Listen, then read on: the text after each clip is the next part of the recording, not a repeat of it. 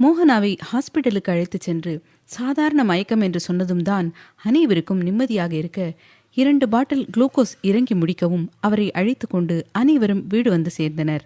இந்த விஷயம் சக்திக்கு தெரிய வேண்டாம் என்று தினேஷ் அழுத்தமாக சொல்லவும் அனைவரும் சரி என்பது போல தலையாட்ட மனைவியை அழைத்து கொண்டு அவரின் அறைக்கு தினேஷ் சென்றுவிட சரோவும் அவரின் அறைக்கு செல்ல மாயவன், அகில், சாகித்யா மூவரும் சோஃபாவில் அமர சன்வி, அகிலா, வர்ஷா, சாய்ரா 4வரும் கிச்சனுக்கு சென்றனர். என்ன அண்ணா இப்படி ஆயிடுச்சு? சக்தி தீக்ஷண்யா என்னன்னா அடிச்சிட்டு இருக்காங்க. நான் என்னமோ நினச்சேன், இவங்களுக்கு அண்ணா அண்ணி பெட்டர். தீக்ஷி மேலே தப்பே இருந்தாலும் அவளை இப்படி அடிக்கிறது சரியில்லை. சாஹி அடிக்க பாயும்போது மட்டும் அவ்வளோ கோபம் வருது அவனுக்கு. அப்போது அவன் அடிக்கும்போது அது தெரியலையா? முகமெல்லாம் வீங்கி போய் பார்க்கவே கஷ்டமாக இருந்துச்சு என்றார் அகில். நம்மளால் என்ன அகில் பண்ண முடியும்? 2 பேர் மேலேயும் தப்பு இருக்குது. சக்தி கொஞ்சம் பொறுமையாக கேட்டிருக்கலாம். ஆனால் அவன் கடந்த காலத்தில் அனுபவித்த வலியால் அவனால் பொறுமையாக கேட்க முடியல. விடு, இதை பற்றி நாம் பேச வேண்டாம்.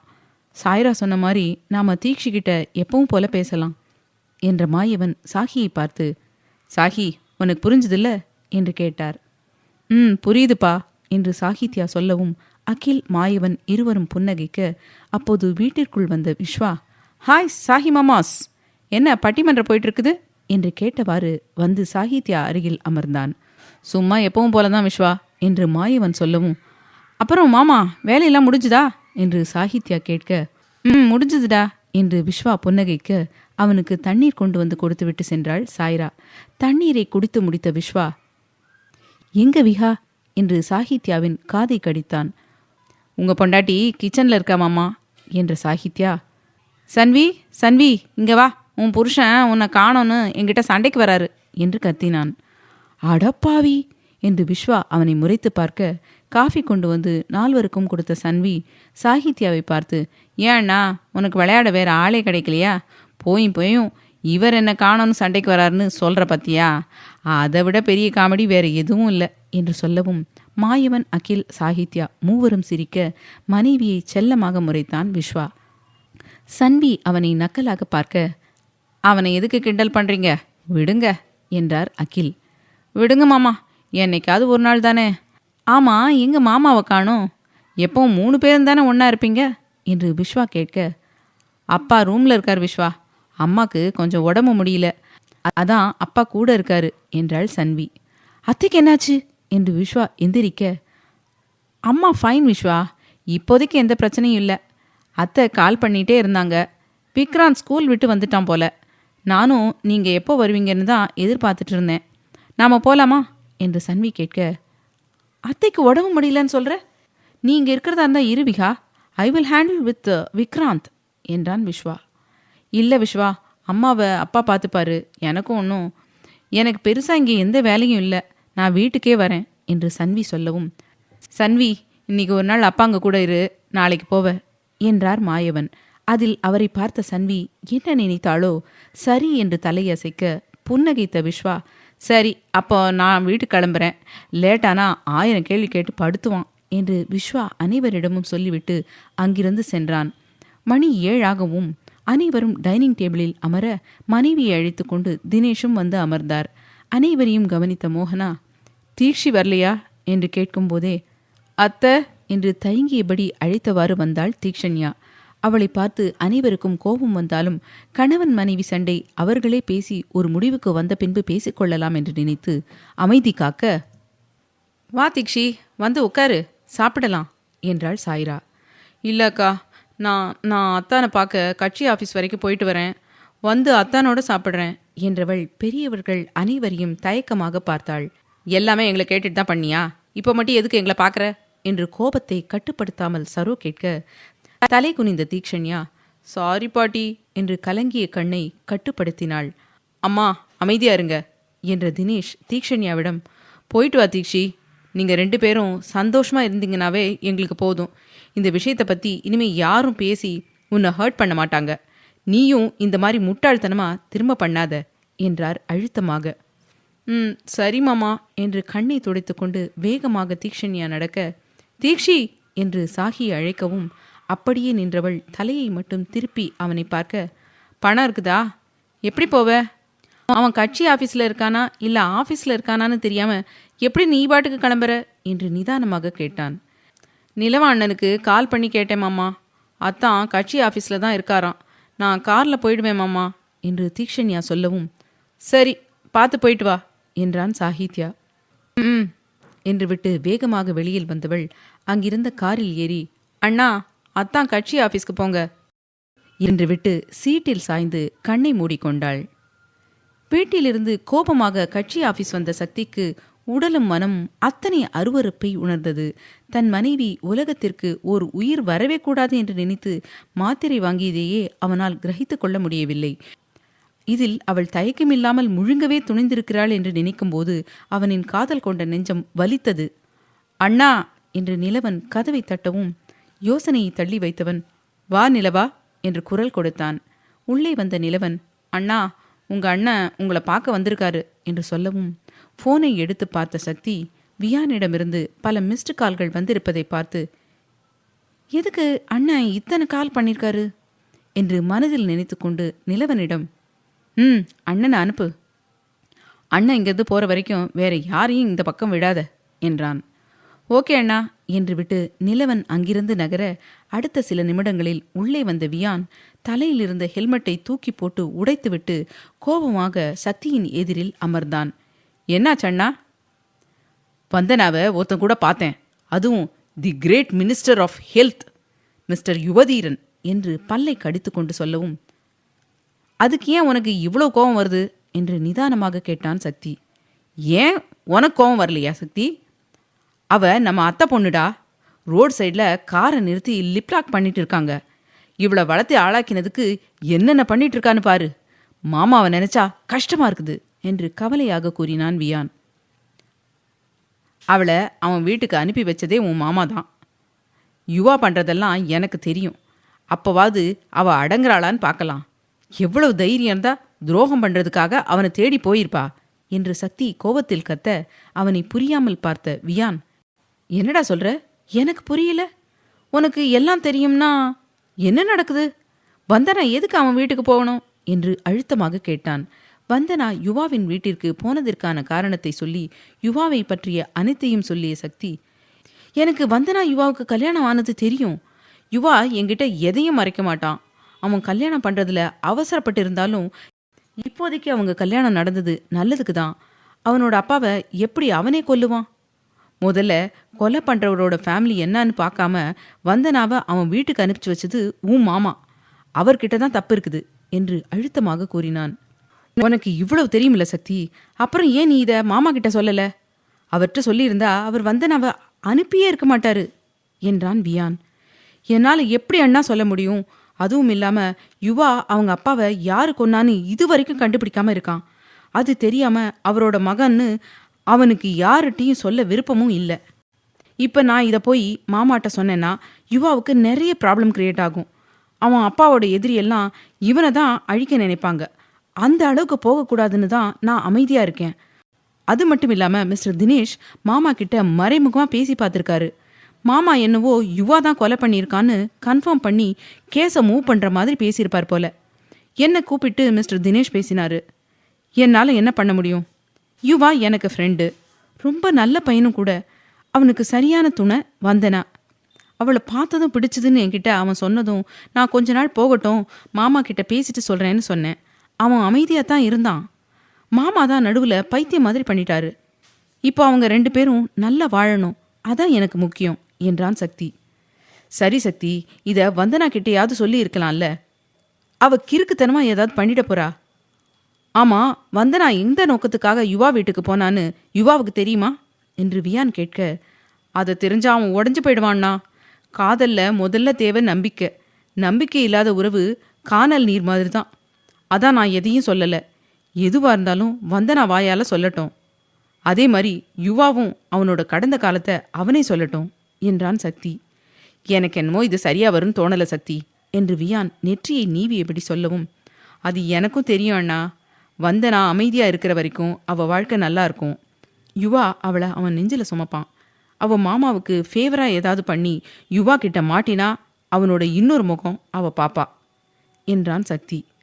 எதுக்குடா ரிஸ்க்கு, வந்தனா கிட்ட உண்மையை சொல்லிடலாம்ல என்று வியான் சொல்லவும், சொல்லிட்டா இப்பவே யுவாவை விட்டு வந்து மாமா கிட்ட உண்மையை சொல்லிடுவா.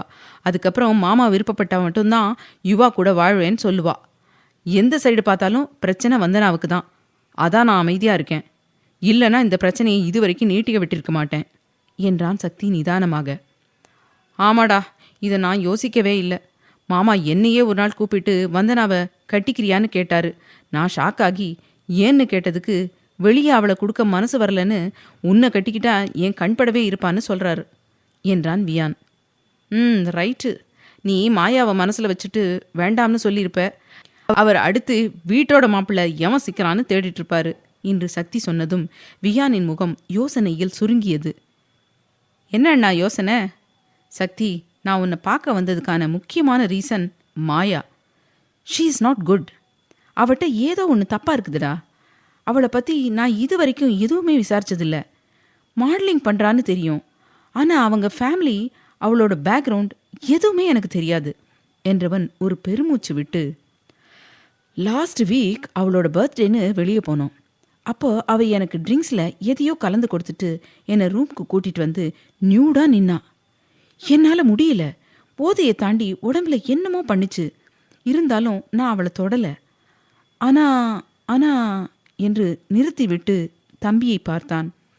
அவனை அழுத்தமாக பார்த்த சக்தி, அவ உரிமையை உங்ககிட்ட எடுத்துக்க பார்த்தாளா என்று நிதானமாக கேட்டான்.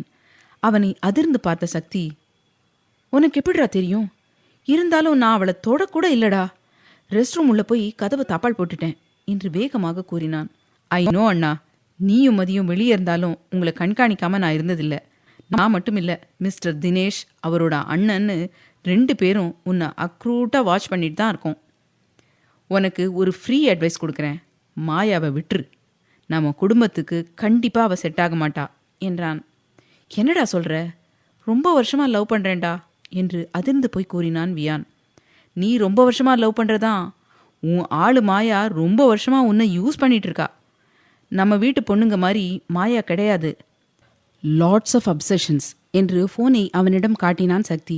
அதில் மாயா பல ஆண்களுடன் உல்லாசமாக இருந்தது புகைப்படமாக இருக்க கண்ணை இறுக்கமாக மூடிக்கொண்ட வியான், ப்ளீஸ் சக்தி, அதை ஆஃப் பண்ணு என்றான் உணர்ச்சியற்ற குரலில்.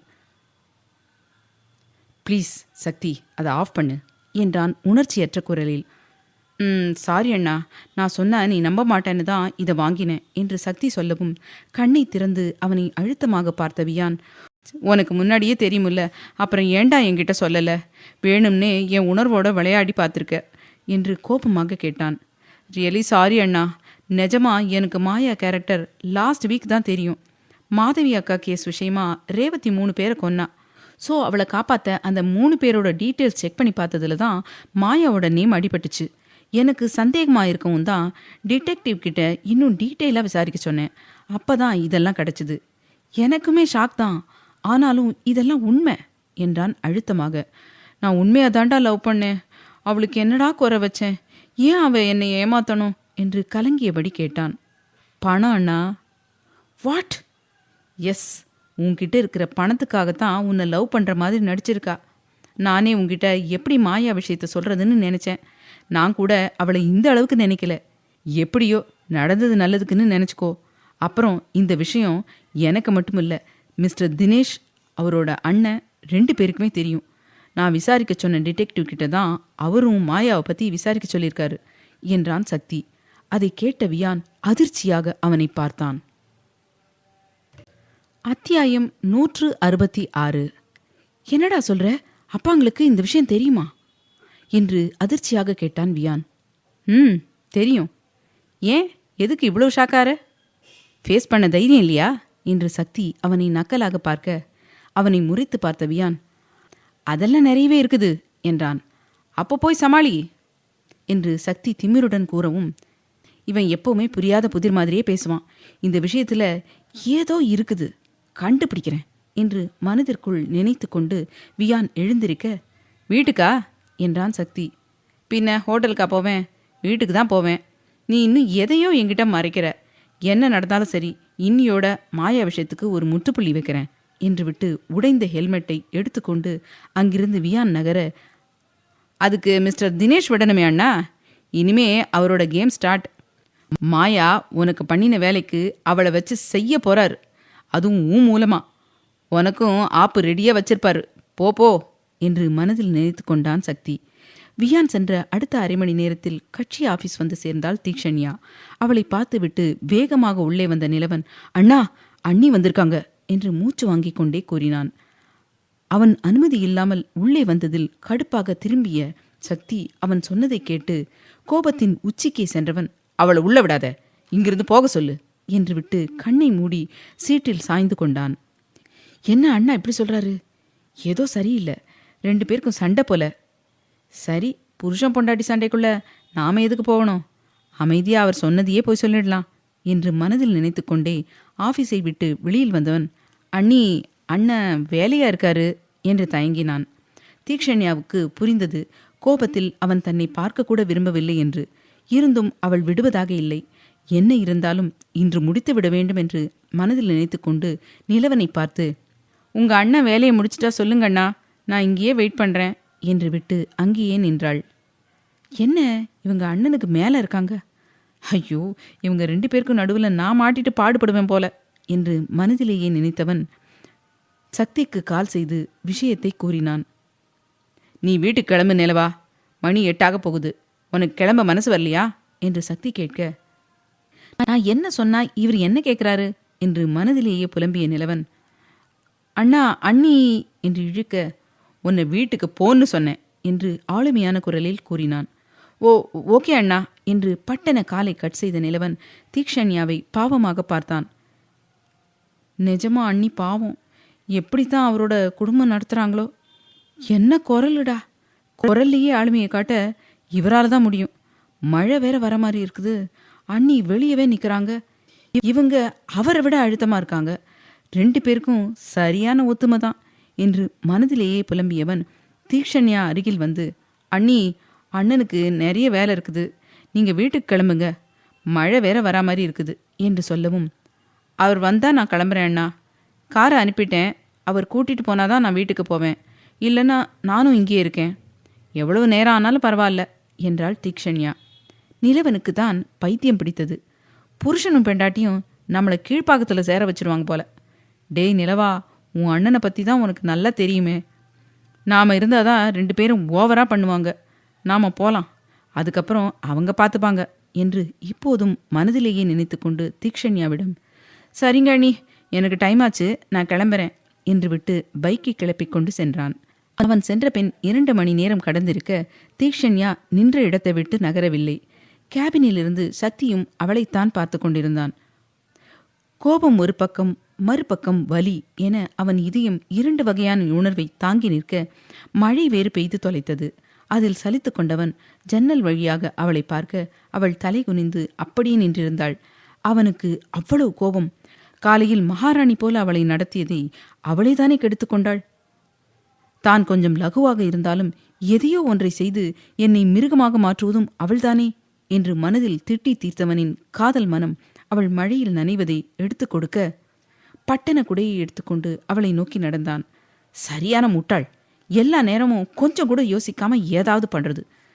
குளிர் காத்துல கொஞ்ச நேரம் நின்னாவே சேராது, இதுல கொற்ற மழையில பெரிய இவ மாதிரி நிக்கிறா என்று பல்லை கடித்தபடி அவள் அருகில் வந்து நின்று அவளுக்கும் சேர்த்து குடையை பிடித்தவன், என்னடி உன் பிரச்சனை? எதுக்கு இப்படி வந்து மழையில நின்னு அடத்த காட்டுற என்று முகத்தை இறுக்கமாக வைத்து கொண்டுதான் கேட்டான். அவனை நிமிர்ந்து பார்த்தாள் தீக்ஷண்யா. அவனுக்கு சாட்டையால் அடித்தது போல இருந்தது. முகமெல்லாம் வீங்கி போயிருந்த மனைவியின் வதனம் அவன் இதயத்தை ஈட்டியால் வைத்து குத்தியது. துக்கம் தொண்டையை அடைக்க கண்ணை இறுக்கமாக மூடி பின் திறந்து அவளை பார்த்தவன், ஏண்டி அப்படி பண்ணின என்று நிதானமாக கேட்டான். அவனை அழுத்தமாக பார்த்த தீக்ஷண்யா, இதே கேள்விய இதே மாதிரி அப்போ கேட்டிருக்கலாம்ல. வலிக்குதுடா நீ அடிச்சது, நீ விட்டுட்டு வந்தது என்று அவன் நெஞ்சிலே அடித்தாள். சக்தி அத்தனை அடியையும் வாங்கி கொண்டு விரைப்பாகவே நிற்க இடி இடித்தது. அதில் பயந்து பட்டென அவனை அணைத்து கொண்டாள். சக்தியும் அவளை தாங்கிக் கொண்டான். அவன் கழுத்துக்கடியில் முகம் புதைத்த தீக்ஷண்யாவின் உதடு நடுங்கியது. அவன் உடலின் சூடு அவள் குளிருக்கு இதமாக இருக்க மேலும் மேலும் அவனுடன் ஒன்றினாள். இது வீடிலடி என்று சக்தி பல்லை கடித்தான்.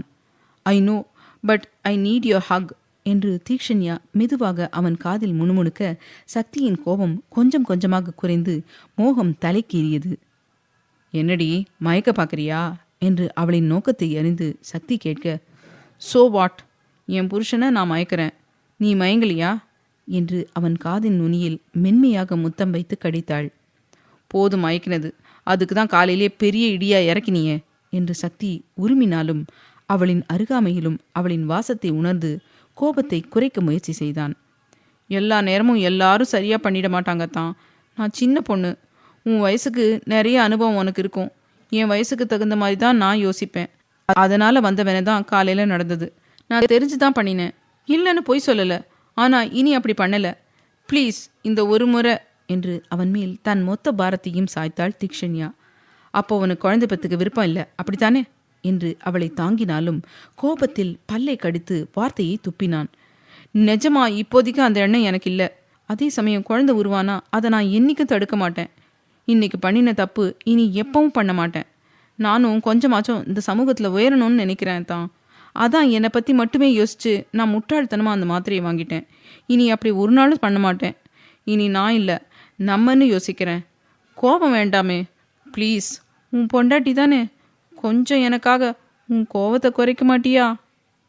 முடியலடி, வலிக்குது.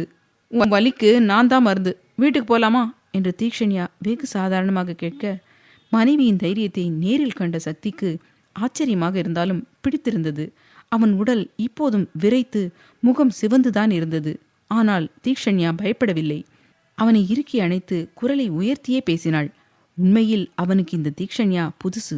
அவளை கையில் அள்ளிக்கொண்டவன் காரில் உட்கார வைத்துவிட்டு செல்ல, எங்கடா போற என்று தீக்ஷண்யா கத்தினாள். திரும்பி வந்த சக்தி, வாய அடக்கடி, யாராவது வந்துட போறாங்க, உன்னை வேற யாருக்கும் தெரியாது. அப்புறம் காலையில் ஹெட்லைன்ஸில் இளம் பெண்ணுடன் கல்வித்துறை அமைச்சர் மழையில் உல்லாசம்னு கொட்டை எழுத்துல வரும் என்றான் நக்கலாக. பொண்டாட்டி கூட இருக்கிறதையே இவ்வளவு மட்டமா பேசுற என்று அவன் கன்னத்திலேயே அடித்தாள் தீக்ஷண்யா. என்னடி அடிக்கிற, இருந்தாலும் நீ சரியில்லை சொல்லிட்டேன் என்று கோபமாக கூறினாலும் மனதில் அத்தனை பூரிப்பு அவனுக்கு. மனைவி தன்னை விட தைரியமாக அதுவும் திமிராக இருப்பதில் அத்தனை பிடித்தம். உதைக்க கூட செய்வேன், ஒழுங்கா வந்து காரை எடு, எனக்கு குளிருது என்று நடுக்கத்தை மறைத்து கொண்டு மிரட்டலான குரலில் கூறினாள். வெயிட் பண்ணு, டோரை க்ளோஸ் பண்ணிட்டு ஃபோன் எடுத்துட்டு வரேன் என்று அவளை முறைத்துவிட்டு அங்கிருந்து நகர்ந்தான் சக்தி. அப்படியே நான் பயந்துருவேன், முறைக்கிறான். வாடா வா, இனிமே உனக்கு அடங்கி போனா சரியா வராது. என் சுயமரியாதையை இனி நான் விட்டு கொடுக்க மாட்டேன். என்னென்ன பேசின, என் மேலே இன்னைக்கு தப்பு இருக்கவும் அமைதியா இருக்கேன். இல்லைன்னா மாவனே நீ என்கிட்ட வாங்கி கட்டிக்குவ. இனி சிங்கம் புலியை பார்த்து பயந்தாலும் பயந்துக்குவேனே தவிர உனக்கு துளி கூட பயந்துக்க மாட்டேன்.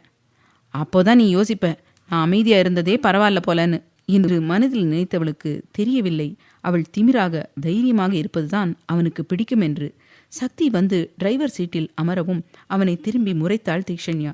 என்னடி மறப்பு, மூடிட்டு காரை எடு, கண்ணாடி அப்பண்ணு, வீட்டுக்கு போகிற வழியில் மறக்காம பூ வாங்கிக்கோ என்று அவனுக்கு ஆர்டர் போட்டவள் அவன் தோளில் வாகாக சாய்ந்து கொண்டாள். இவ என்ன இவ்வளவு அதிரடியா இருக்கா?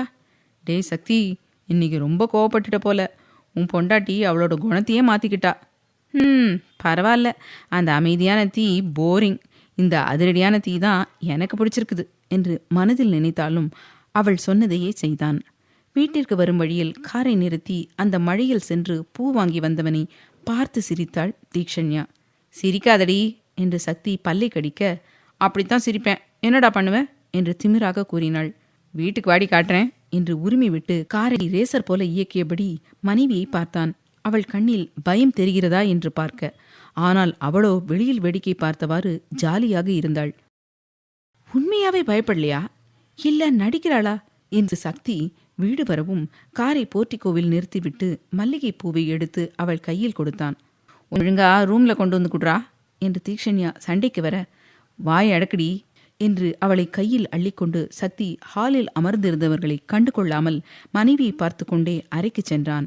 ஹாலில் அமர்ந்திருந்த குடும்பத்தார் அனைவரும் இருவரையும் ஆவென பார்த்து கொண்டிருந்தனர்.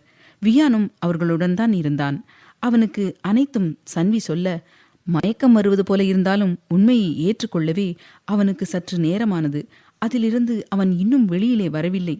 அதற்குள் சக்தி தீக்ஷண்யா இருவரின் வந்த கோலத்தை பார்த்து உண்மையில் தன் தம்பியா என்று ஆச்சரியம்தான்.